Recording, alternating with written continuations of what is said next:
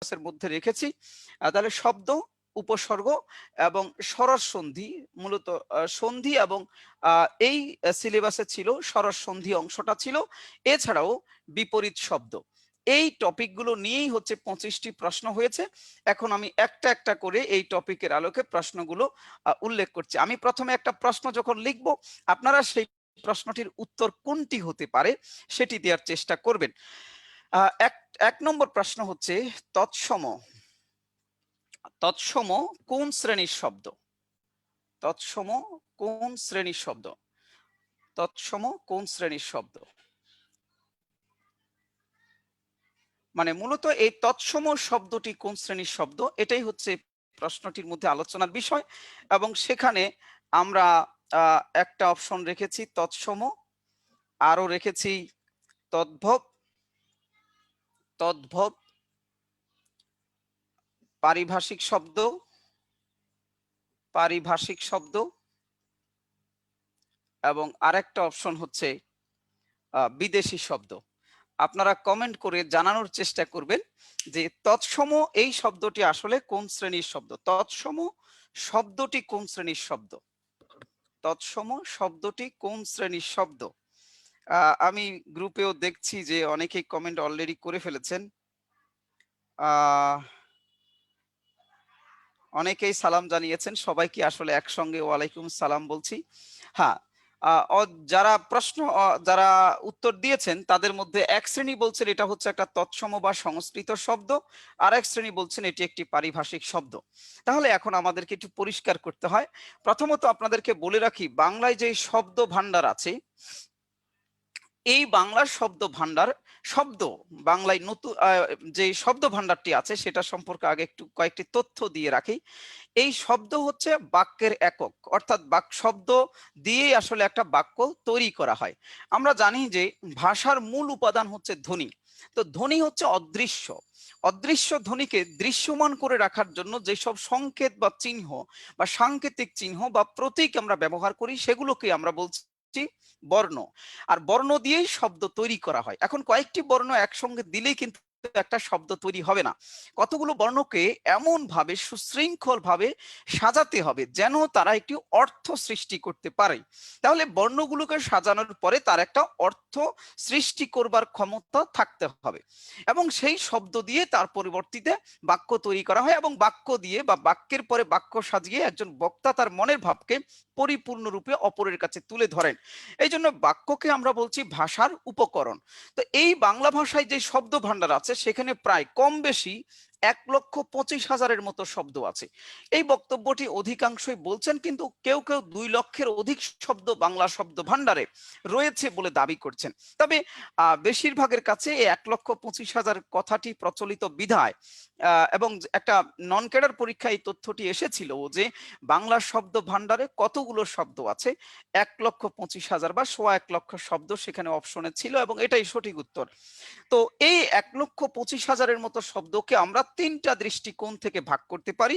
একটা হচ্ছে উৎসগত দিক বা উৎপত্তিগত দিক বা গঠনগত দিক, আরেকটি হচ্ছে শব্দের অর্থগত দিক থেকে আমরা শব্দকে ভাগ করতে পারি, আরেকটা হচ্ছে শব্দের গঠনগত দিক থেকে শব্দকে ভাগ করা যায়। 3টি দৃষ্টিকোণ থেকে শব্দকে ভাগ করা যায়। আর এই উৎসগত দিক থেকে আমরা জানি বাংলা শব্দ ভান্ডারকে 5 ভাগে ভাগ করা হয়েছে: তৎসম, অর্ধ তৎসম, তদ্ভব, দেশি এবং বিদেশি। এর মধ্যে বাংলা শব্দ ভান্ডারে এই তৎসম শব্দের সংখ্যা হচ্ছে 25%, মানে 1,25,000, প্রায় 1,25,000 শব্দের মধ্যে প্রায় 25% শব্দ, 25% শব্দ বাংলা ভাষায় তৎসম শব্দ। এখন তৎসম শব্দগুলো কোনগুলো? আমরা জানি তৎসম, আমরা জানি এই তৎসম, মনে হচ্ছে কখনো কখনো আমার কাছে মনে হচ্ছে যে এটা আটকে যাচ্ছে কিনা, আপনারা একটু ঠিক করবেন যে তাহলে তৎসম শব্দগুলোকে আমি এই শব্দটিকে যদি ভেঙে বিশ্লেষণ করি তাহলে এখানে তৎ অর্থ তার, সম অর্থ সমান, তাহলে তার সমান দাঁড়াচ্ছে। এই তার সমান বলতে আসলে বোঝানো হচ্ছে সংস্কৃতের সমান, বাংলা ব্যাকরণে যখনই তার কথাটি উল্লেখ করা হচ্ছে বা তৎ কথাটি উল্লেখ করা হচ্ছে, তখনই আমরা ধরে নিই এটি হচ্ছে একটি বিশেষ ভাষাকে ইঙ্গিত করা হচ্ছে এবং সেই ভাষাটি হচ্ছে সংস্কৃত ভাষা। বাংলা ভাষার যে 25% শব্দ সংস্কৃত ভাষা থেকে সরাসরি বাংলা ভাষায় প্রবেশ করেছে। একটা বিষয় চিন্তা করেন, তৎসম হচ্ছে 25% শব্দ, অর্ধ তৎসম শব্দ হচ্ছে 5% শব্দ এবং তদ্ভব শব্দ হচ্ছে 60%, 60% শব্দ। তার মানে আমরা বলতে পারি বাংলা শব্দ ভান্ডারের 90% শব্দের সাথে সংস্কৃত শব্দের সম্পর্ক আছে। কারণ এখানেও তৎসম, মানে এটা সরাসরি সংস্কৃতের সমান। নেটে বাপারিং হচ্ছে বলছেন একজনে, এটা হচ্ছে সংস্কৃতের সমান। আর অর্ধ তৎসম এটা হচ্ছে অর্ধেক সংস্কৃতের সমান। তার মানে এখানেও সংস্কৃতের সম্পর্ক আছে। আবার এটা হচ্ছে তৎ ভব, ভব শব্দের অর্থ হচ্ছে উৎপন্ন, ভব শব্দের অর্থ হচ্ছে উৎপন্ন। তাহলে তৎ ভব হচ্ছে তার থেকে উৎপন্ন, মানে সংস্কৃত থেকে উৎপন্ন। তাহলে এই তিনটি শব্দের সঙ্গে বা তিন রকমের শব্দের সাথে সংস্কৃতের সম্পর্ক আছে। বাংলা ভাষার এই 90% শব্দ কোনোটি সংস্কৃত থেকে সরাসরি, কোনোটি সংস্কৃত থেকে সামান্য পরিবর্তিত হয়ে, কোনোটি সংস্কৃত থেকে প্রাকৃতের মাধ্যমে ব্যাপক পরিবর্তিত হয়ে বাংলা ভাষায় প্রবেশ করেছে। এই জন্য এক সময়ের গবেষকরা মনে করতেন বাংলা ভাষা সৃষ্টি হয়েছে বা জন্ম নিয়েছে সংস্কৃত ভাষা থেকে। বাংলা ভাষা, বাংলা সংস্কৃতের মেয়ে, এমন একটি কথা বেশ প্রচলিত ছিল। পরে 19 শতকের আরেক দল গবেষক সুনীতি কুমার এবং শহীদুল্লাহ রায় এসে প্রমাণ করলেন যে বাংলা ভাষা আসলে সংস্কৃত ভাষা থেকে নয়, বাংলা ভাষা সাধারণ মানুষের ভাষা। কারণ সংস্কৃত ছিল উচ্চ শ্রেণীর মানুষের ভাষা, সংস্কৃত ছিল উচ্চ শ্রেণীর মানুষের ভাষা, ব্রাহ্মণ্য শ্রেণীর মানুষের ভাষা, এলিট শ্রেণীর মানুষের ভাষা, আর সাধারণ মানুষের ভাষা ছিল প্রাকৃত ভাষা। এই প্রাকৃত ভাষা থেকেই বাংলা ভাষার জন্ম হয়েছে। সেই ক্ষেত্রে ডক্টর মোহাম্মদ শহীদুল্লাহ বলেছেন গৌড়ীয় প্রাকৃত থেকে বাংলা ভাষার জন্ম হয়েছে, এবং ডক্টর সুনীতি কুমার চট্টোপাধ্যায় বলেছেন মাগধী প্রাকৃত থেকে বাংলা ভাষার জন্ম হয়েছে। তাহলে আমরা যেটা বলছি তৎসম শব্দগুলো সংস্কৃত থেকে সরাসরি বাংলা ভাষায় প্রবেশ করেছে। কিন্তু প্রশ্নটি হচ্ছে তৎসম কোন শ্রেণীর শব্দ? কিন্তু এই প্রশ্নের উত্তর, আমি যদি বলতাম তৎসম শব্দগুলো কোন ভাষা থেকে আগত বা তৎসম শব্দগুলো কোন ভাষার শব্দ, তাহলে আমার উত্তর হতো সংস্কৃত ভাষার শব্দ। আপনারা এই প্রশ্নের মারপ্যাচটা আবারও একটু ক্লিয়ার করছি। যদি প্রশ্ন করতাম তৎসম শব্দগুলো কোন ভাষার শব্দ বা কোন ভাষা থেকে আগত, তাহলে উত্তর হতো সংস্কৃত ভাষার শব্দ বা সংস্কৃত থেকে আগত। আমার প্রশ্ন হচ্ছে এই শব্দটি, তৎসম শব্দটি নিজে কোন শ্রেণীর শব্দ? তাই এইখানে উত্তর হবে পারিভাষিক শব্দ। এই প্রশ্নটির আমি এই জন্যই করেছিলাম কারণ বেশিরভাগ শিক্ষার্থী বা পরীক্ষার্থী তৎসম শব্দ নিয়ে প্রশ্ন করলেই সংস্কৃত আনসার করেন, কিন্তু আসলে এই যদি আপনাকে তৎসম শব্দটি কোন শ্রেণীর শব্দ বলে প্রশ্ন করে, তখন সেখানে আপনাকে উত্তর করতে হবে পারিভাষিক শব্দ। এখন প্রশ্ন হবে পারিভাষিক শব্দ কাকে বলে? নিশ্চয়ই আপনাদের মনে এবার এই প্রশ্নটি জাগবে এবং জাগাটাই স্বাভাবিক। তাই আমি পারিভাষিক শব্দ কাকে বলে সেই বক্তব্যটায় বলতে এখন চেষ্টা করব। পারিভাষিক শব্দ কাকে বলে? যেই সকল শব্দ আমরা একটা সংজ্ঞা প্রায়ই অনেককে মুখস্থ করতে দেখি এবং অনেকেই মুখস্থ করেছে, এরকম যে বিদেশি শব্দের বিদেশি শব্দের বিদেশি শব্দের ভাবানুবাদ মূলক বিদেশি শব্দের ভাবানুবাদমূলক প্রতিশব্দকে পারিভাষিক শব্দ বলে। বিদেশি শব্দের ভাবানুবাদমূলক প্রতিশব্দকে পারিভাষিক শব্দ বলে। তো এই কথাটি অনেকে মুখস্থ করে, কিন্তু এই বক্তব্যটি দিয়ে আসলে কি বোঝানো হয় সেইটা অনেকে চিন্তা করে না। তা আমি সেটা আপনাদেরকে একটু চিন্তা করতে বলবো। এখানে দুটো পয়েন্ট আপনাদেরকে উল্লেখ করবার মতো এবং মনে রাখতে হবে। সেটা হচ্ছে, এক হচ্ছে বিদেশি শব্দ। বিদেশি শব্দ, পারিভাষিক শব্দগুলো হচ্ছে বিদেশি শব্দের ভাবানুবাদমূলক। তাহলে বিদেশি শব্দ হতে হবে এবং সেই বিদেশি শব্দটার যেটা ভাবানুবাদ হয়। আমরা জানি অনুবাদ দুই প্রকার, একটা হচ্ছে আক্ষরিক অনুবাদ এবং অপরটি হচ্ছে ভাবানুবাদ। তাহলে পারিভাষিক শব্দের সাথে কোন অনুবাদ জড়িত? ভাবানুবাদ কথাটি জড়িত। ধরুন আমি একটা বিদেশি শব্দ নিলাম, শব্দটা হচ্ছে নাম্বার। এই নাম্বার শব্দটির আমি দুটো অনুবাদ করতে পারি। একটা হচ্ছে এই শব্দটির আক্ষরিক অনুবাদ হতে পারে এবং অপরটি হচ্ছে এই শব্দটির ভাবানুবাদ হতে পারে। আমি যদি নাম্বার শব্দটির আক্ষরিক অনুবাদ করি তাহলে নাম্বার শব্দের অর্থ দাঁড়াবে সংখ্যা। আপনি যখন গণিতে যান তখন সেখানে সংখ্যা শব্দটির ইংরেজি করেন নাম্বার বলে। আবার নাম্বার শব্দটির একটা ভাব অনুবাদ, ভাব যোগ অনুবাদ সমান হচ্ছে ভাবানুবাদ, সেটা হচ্ছে বচন, সেটা হচ্ছে বচন। এবং আপনি যখন বাংলা ব্যাকরণে বচন শব্দটি পড়েছেন,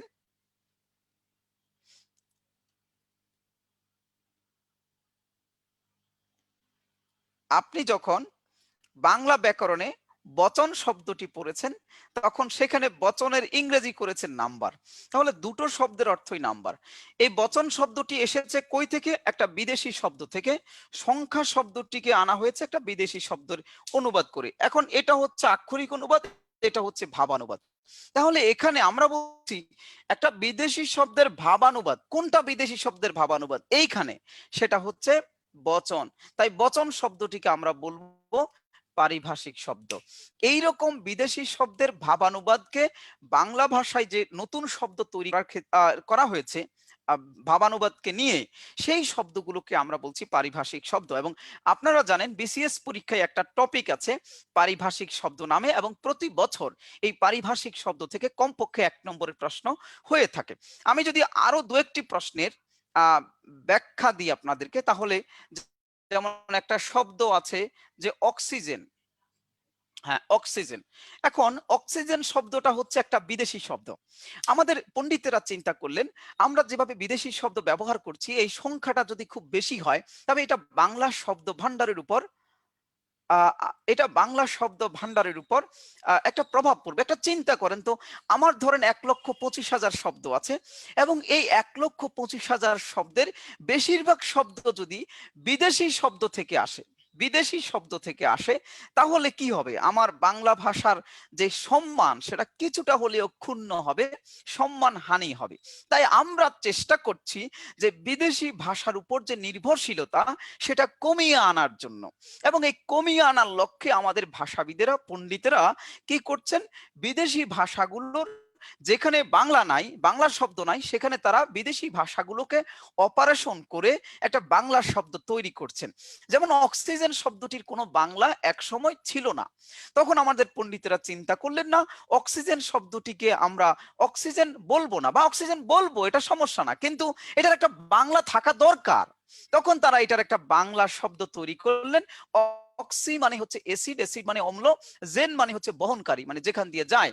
তখন এটার একটা বাংলা তৈরি করলেন তারা অম্লজান, হাইড্রোজেন। তা হাইড্রোর বাংলা হচ্ছে পানি, পানি হচ্ছে উদো, আরেকটা প্রতিশব্দ উদো, জেন মানে বহনকারী যান, তখন এটার বাংলা বানিয়েছেন উদোযান।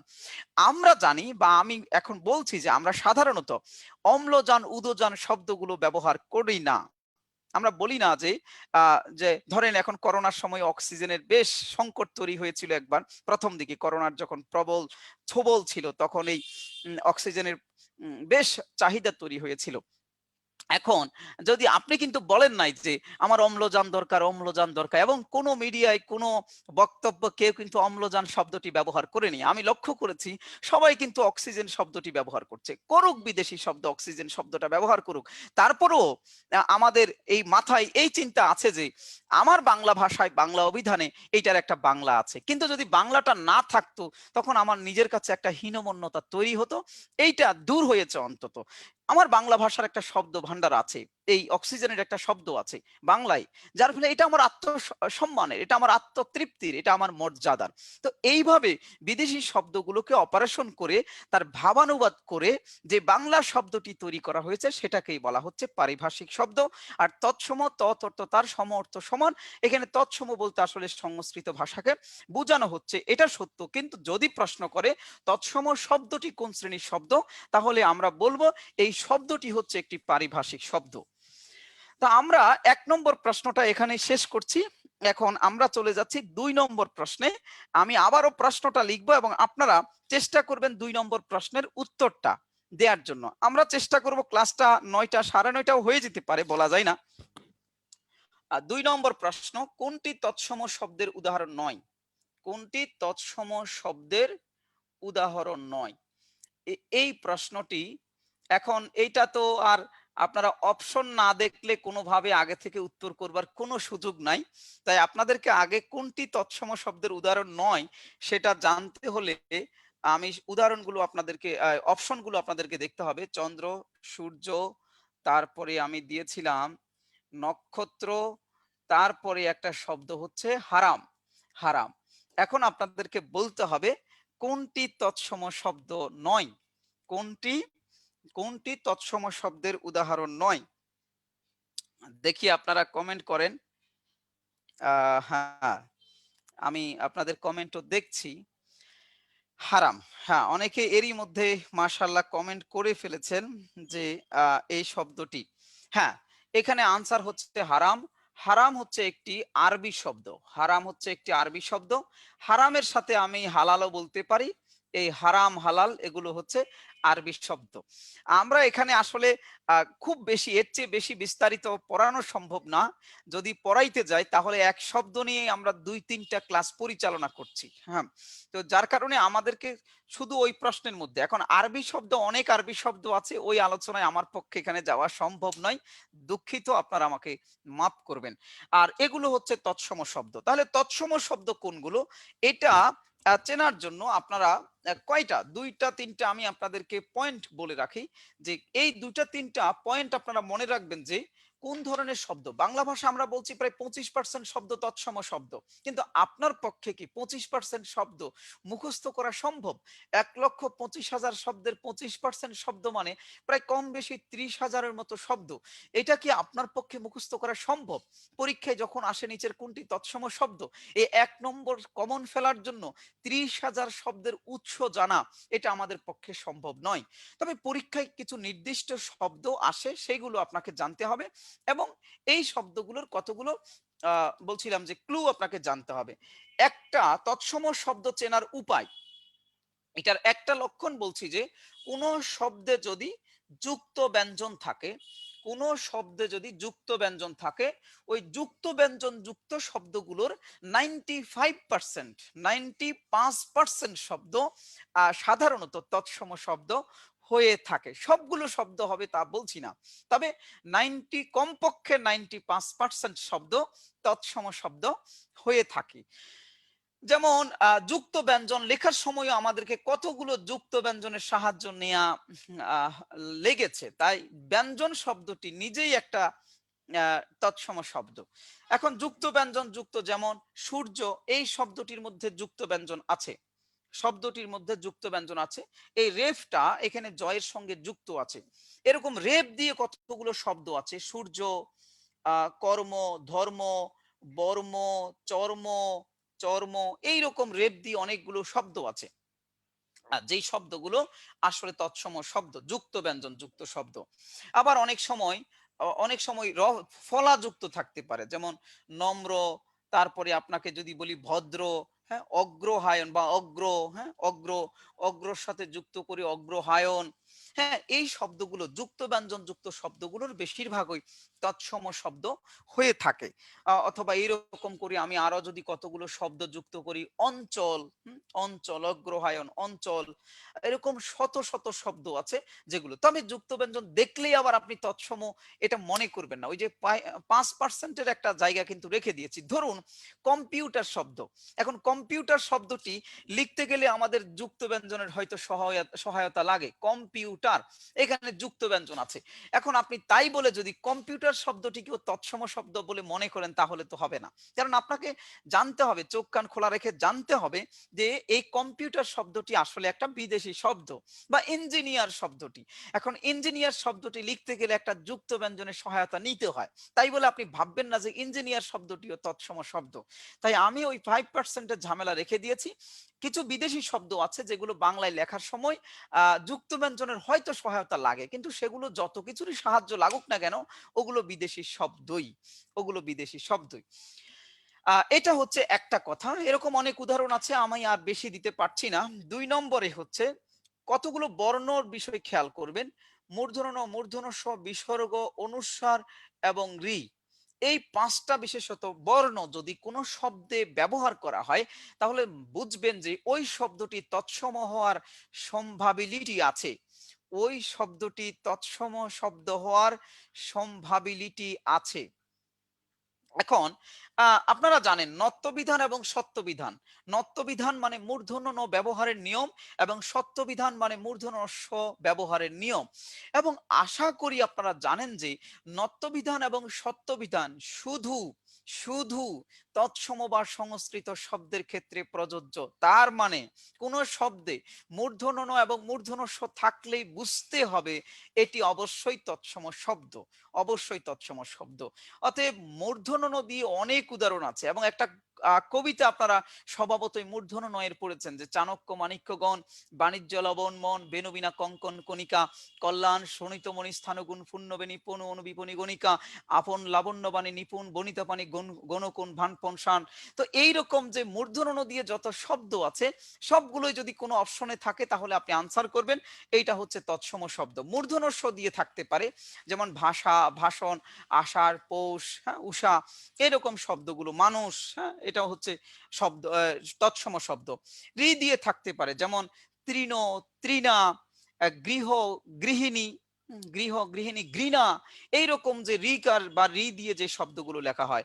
এবং বিসর্গ দিয়ে থাকতে পারে, যেমন দুঃখ, অহংকার। অনুস্বার দিয়ে থাকতে পারে, অহংকার, যেমন দুঃখ বলছি বিসর্গ দিয়ে, অহংকার অনুস্বার দিয়ে। তো আমি সবগুলোর অসংখ্য উদাহরণ আছে, অত উদাহরণ আমি যাচ্ছি না, আপনাদেরকে শুধু একটু ছোট্ট করে ধারণা দেওয়ার চেষ্টা করলাম মাত্র।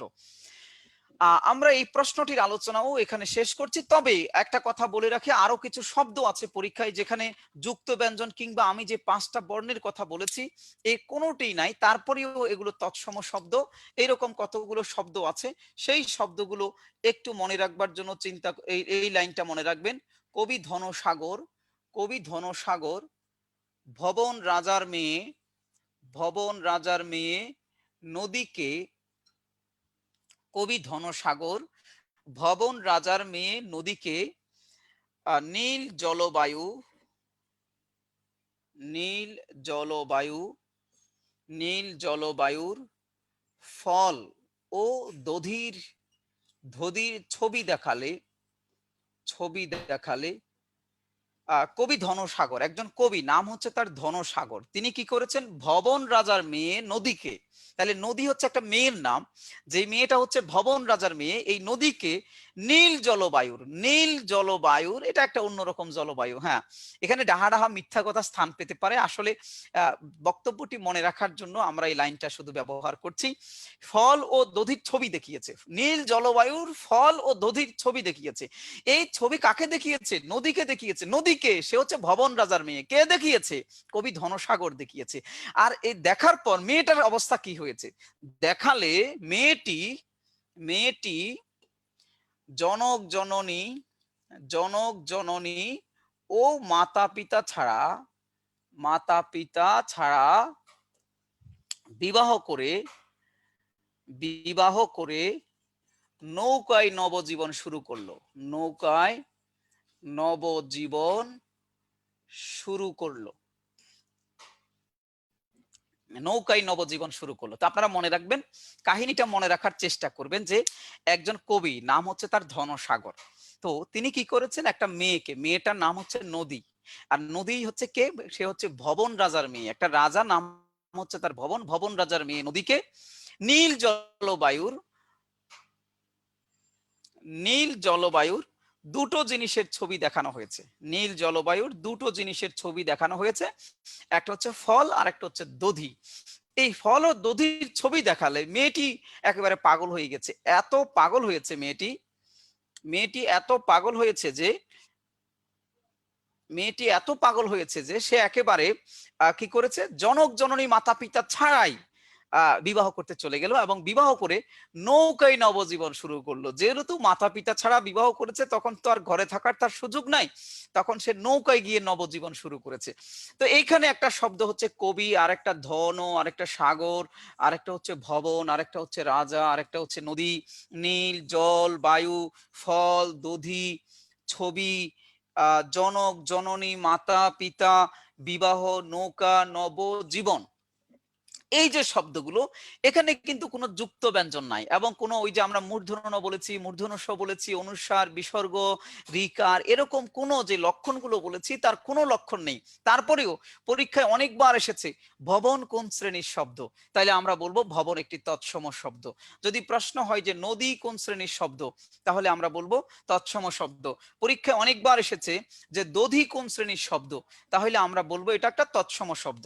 মনে রাখবেন দধি হচ্ছে একটা তৎসম শব্দ, এটার প্রাকৃত রূপ হচ্ছে দহি আর এটার তদ্ভব রূপ হচ্ছে দই। আমরা জানি সংস্কৃত থেকে প্রাকৃতের মাধ্যমে বাংলা ভাষায় যে শব্দগুলো প্রবেশ করে ওগুলোকে বলে তদ্ভব শব্দ।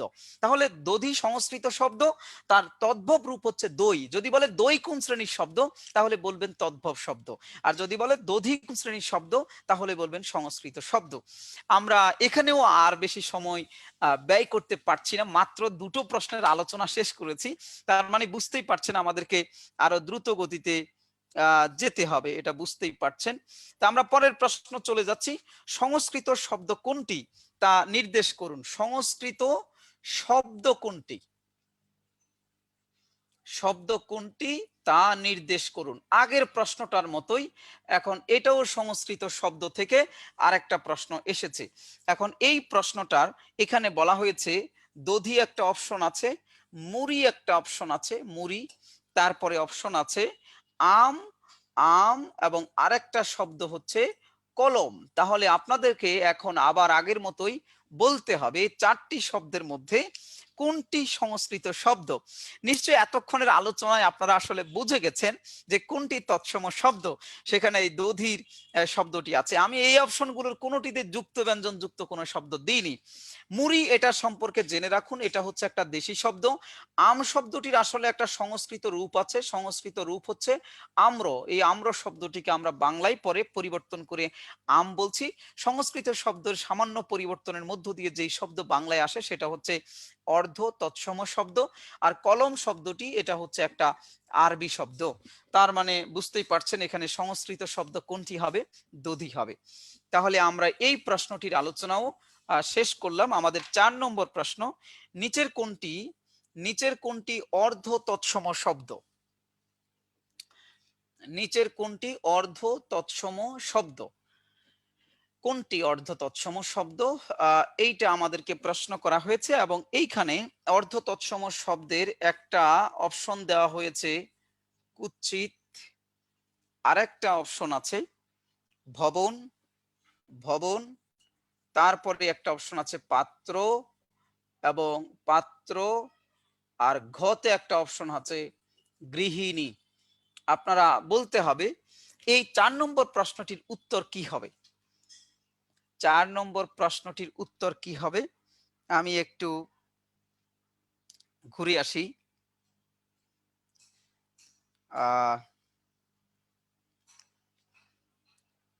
হ্যাঁ, অনেকেই কমেন্ট করেছেন এরই মধ্যেই যে আনসার হবে ক, আনসার হবে ক কুৎসিত। আপনারা শব্দটা লেখার চেষ্টা করবেন।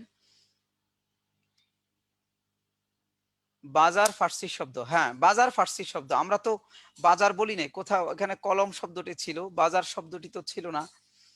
বাজার ফার্সি শব্দ পড়েছেন, এটা ঠিক আছে। প্রিয়তা টুম্পি, ঠিক বলেছেন আপনি, ঠিক বলেছেন আপনি। আমরা তো এখন আমরা আবার এই প্রশ্নটি কুৎসিত বলেছেন, তাহলে আমরা অর্ধেক তার সমান, অর্ধেক তার সমান মানে হচ্ছে অর্ধেক সংস্কৃতের সমান।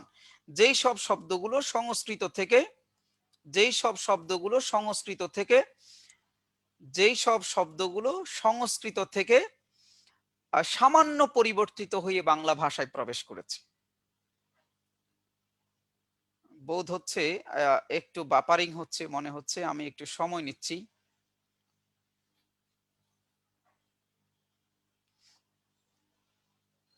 বাপারিং হচ্ছে বোধহয়।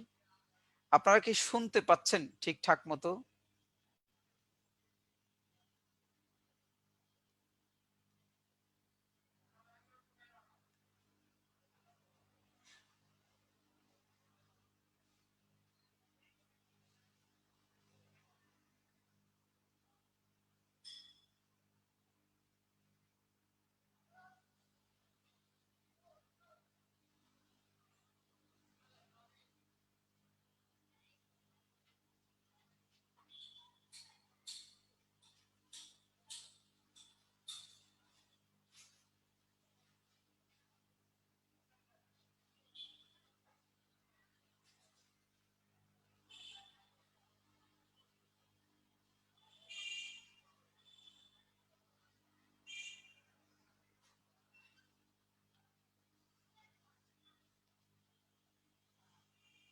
আপনারা কি শুনতে পাচ্ছেন?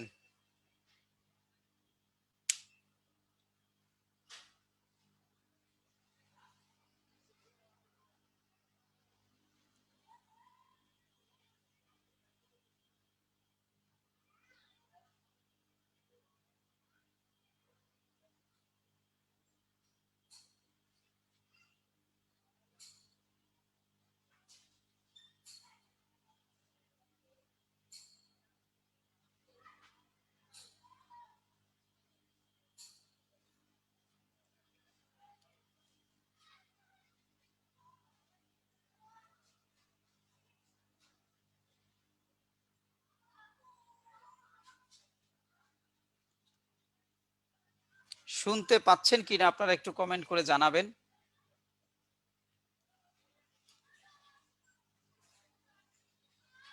বোধ হচ্ছে নেটে প্রবলেম করছে।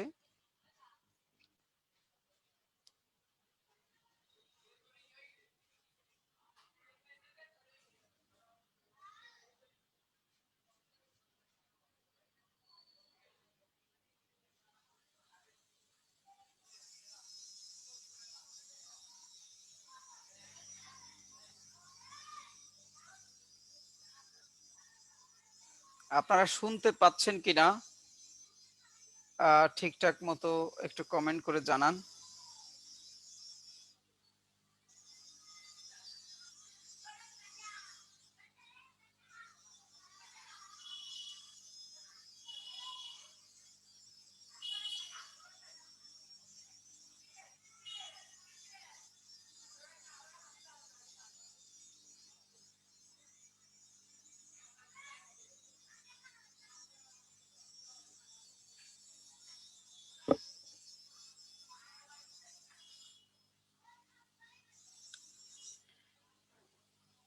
তো আমি তাহলে শুরু করছি। আমি মাঝখান দিয়ে সম্ভবত একটু সমস্যা হচ্ছিল। তাহলে আমি এখন আবার যাচ্ছি অর্ধ তৎসম শব্দ। তাহলে যেই সব শব্দগুলো সংস্কৃত থেকে সামান্য পরিবর্তিত হয়ে বাংলা ভাষায় প্রবেশ করবে, ওই শব্দগুলোকেই আমরা বলছি অর্ধ তৎসম শব্দ। তার মধ্যে যেমন এই কুৎসিত শব্দটাই হচ্ছে আমাদের এখানে আনসার, কারণ এই শব্দটির সংস্কৃত রূপ ছিল কুৎসিত। আর কুৎসিত শব্দটা এতটাই, যারা আমার সঙ্গে জুমে যুক্ত আছেন আপনারাও একটু কমেন্ট করে জানাবেন যে ঠিক আছে কিনা।